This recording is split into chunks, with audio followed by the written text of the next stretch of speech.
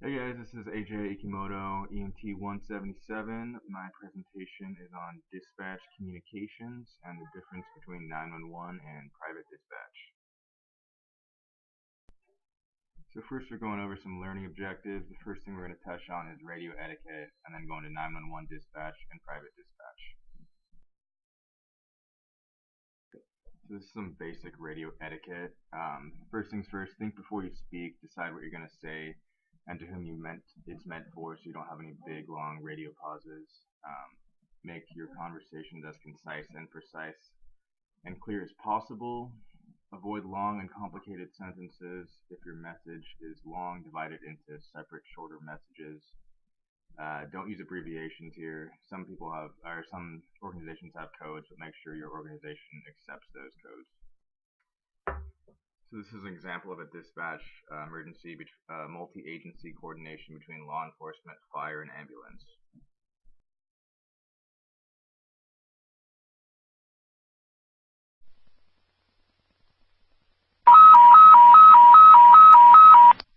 Engine 8, Battalion 1 on a shooting, 9 George 2, Century Theaters, 14300 East Alameda Avenue. Engine 8, Battalion 1 on a shooting, Century Theaters, 14300 East Alameda Avenue. Cross to South Abilene, respond on TAC 2.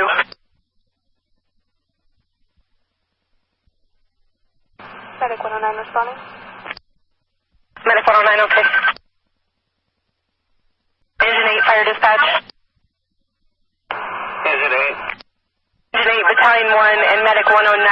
PD is requesting you at Expo and Stable. I still do not have a request entry. We just are having units get into the scene now. There may still be somebody actively shooting.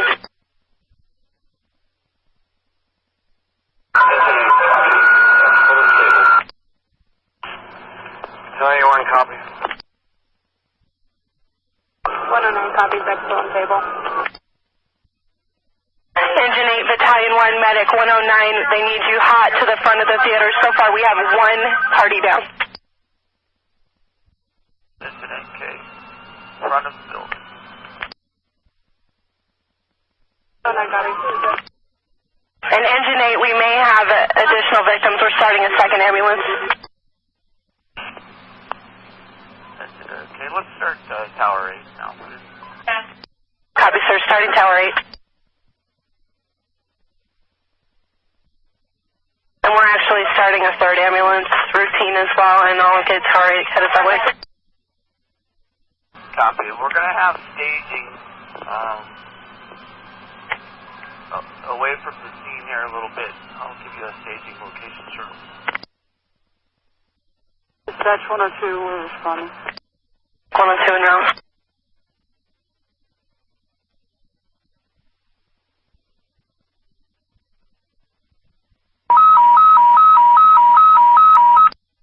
Tower 8 to head in with Engine 8 and Battalion 1 on a shooting with multiple victims, at least 3 at this point. It's going to be Century Theaters, 14300 East Alameda Avenue. Tower 8 with Engine 8 on a shooting with multiple victims, 14300 East Alameda Avenue, cross to South Abilene, TAC 2.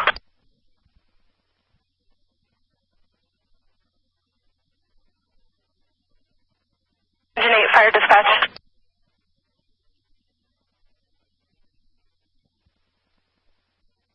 Engine 8, fire dispatch.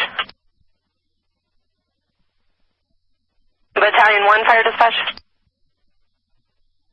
Battalion 1, go ahead. Battalion 1, and be advised that we have multiple victims, probably 3 plus. PD is stating that they have gas being sprayed inside the theaters. If you guys have gas masks. And there's going to be at least one patient in front of Dillard's, one patient Expo and Stable, one in front of the theaters.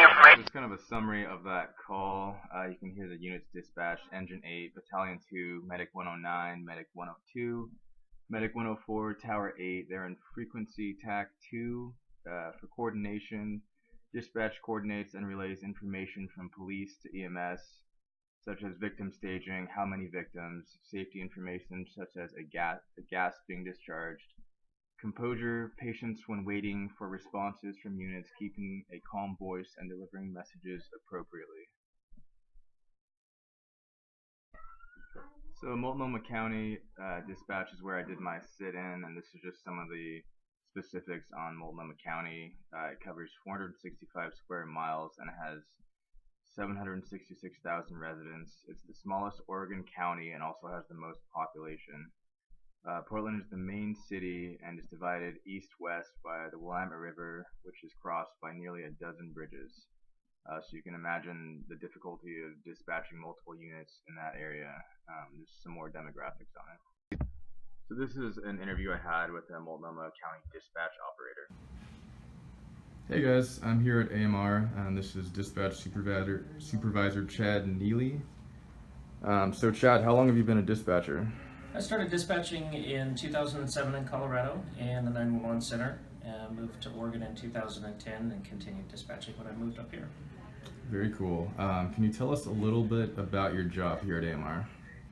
Yeah, so at AMR Portland Communications, we dispatch all the AMR ambulances for Clark County, Cowlitz County, so as far north as Longview, Washington, all of Multnomah County, and all the way down through Clackamas County. Very cool. What do you like about your job? There's a lot of things to like about this job. Working in emergency services has always appealed to me. I've worked in the field as a firefighter and as a law enforcement officer. Working in dispatch is a unique challenge, and it's fun to coordinate the resources and try and make a little bit of sense out of all the chaos. Alrighty. And if you could tell us a couple difficulties of the job and how you deal with them. Sure. Dispatching involves a lot of stress, not just from the types of calls that we're involved with, the people's day-to-day emergencies, but also the volume of work. Things can get really chaotic. A lot of calls can come in at one time. Coordinating resources and making sure that the best help gets where it needs to be as soon as it can be really challenging. Makes sense. All right, Chad, getting into it a little bit more, can you tell us kind of briefly how 911 dispatch works as a whole? Sure. So the 911 system in the United States kind of got rolling in the late 50s, wasn't completely fully, or the majority of the system wasn't in place until the 80s. So now the 911 system's fully functional in place through most areas of the United States. It's not one national center, as a lot of people might be under the impression. Different states run their 911 systems differently, but they're local people. When you call 911, you're calling someone local to the area that you're in. Private dispatch varies in a lot of different ways. At AMR, we are responsible for some call taking of emergency calls when someone calls us in directly, but of course the majority of the time people call 911, so the 911 call takers field the majority of the emergency calls from the general public. Calls that come into the private dispatch center are generally from nursing homes or care facilities, that type of situation. So then of course one of the other big differences is that the 911 system is responsible for dispatching police response and fire response, whereas here we only deal with the ambulance response. Okay, very cool. Can you think of any pros and cons, 911 versus private dispatch?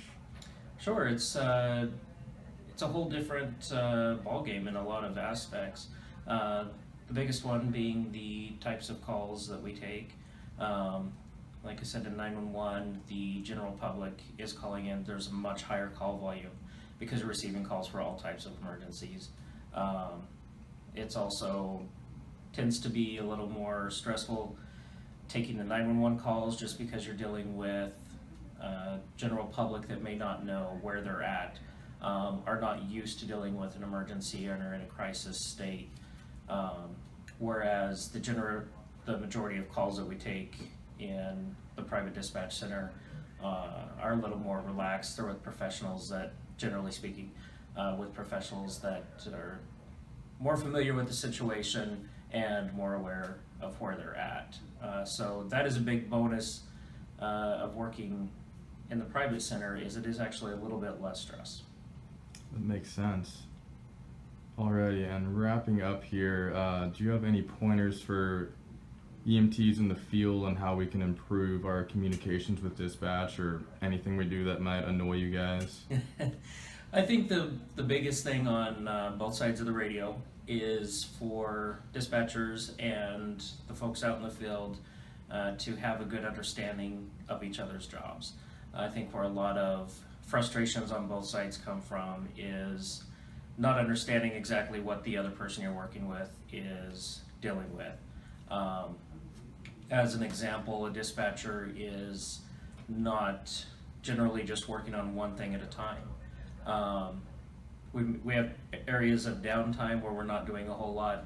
Just as much of the time we're doing several different things at once. So it may be that when someone's calling us on the radio, we're triaging an emergency medical call, or helping out a coworker with someone in the field with a problem, trying to get a hold of someone on the phone for them, or whatever that may be. So just a good two-way understanding of each other's jobs. That's why I think that it's really great when field staff come in and do a set-in with dispatch to kind of get an idea of what we're doing on a day-to-day basis, but also the dispatchers go out and do ride-alongs in the field.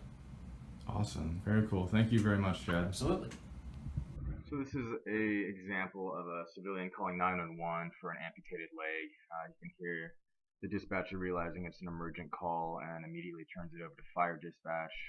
You can hear the dispatcher dealing with a frantic patient in an emergent situation and having difficulty getting information from the patient. You can hear the dispatcher coaching the patient on controlling the bleeding and trying to keep the patient calm and reassured. What is your emergency? I'm at Smurfit Stone, Orlando, which is on 7th Avenue. I just had my leg amputated by a bailiff. I need a 911 assistance immediately, please. You just had your leg amputated by a bailiff? Yes, ma'am. This is not a joke. I'm gonna die. I'm gonna bleed to death, I'm afraid. Please. Where are you again? Tell me where you are. Smurfit Stone. Smurfit Stone. Smurfit Stone? Yes, ma'am. It's a recycling place on 7th Avenue. 7th Avenue? It's in OBT. 7th Avenue? OBT, it's 7th Avenue and Recycle Boulevard. Okay, hold on for the paramedics first. Ma'am, I'm gonna die. Please help me.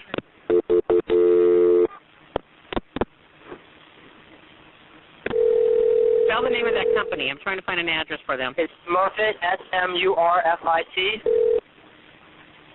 Stone, SCONE.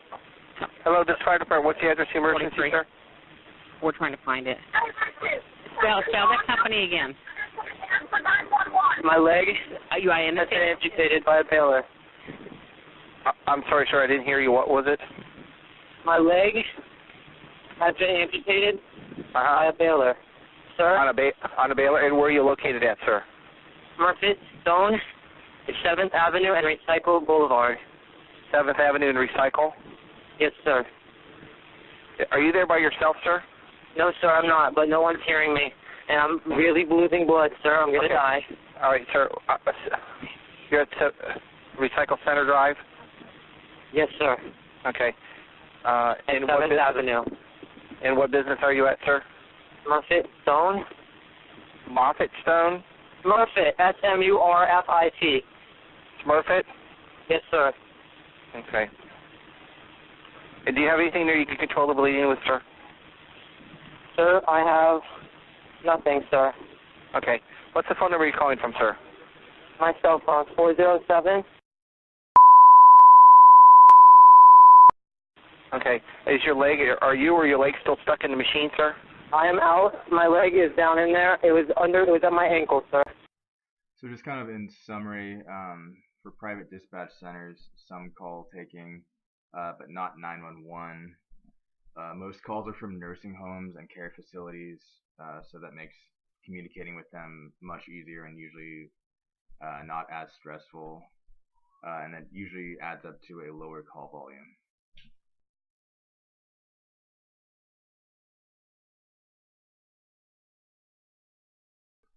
So conclusion for the 911 system, Just as Chad said, it's not one national center. It's state-run 911 systems based in regional locations and run by regional protocols.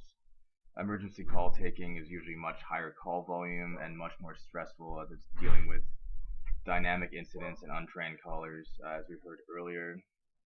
And 911 centers are responsible for dispatching fire and police. So that's the end of my project. I hope you guys learned something from that about communicating with dispatch, and big thanks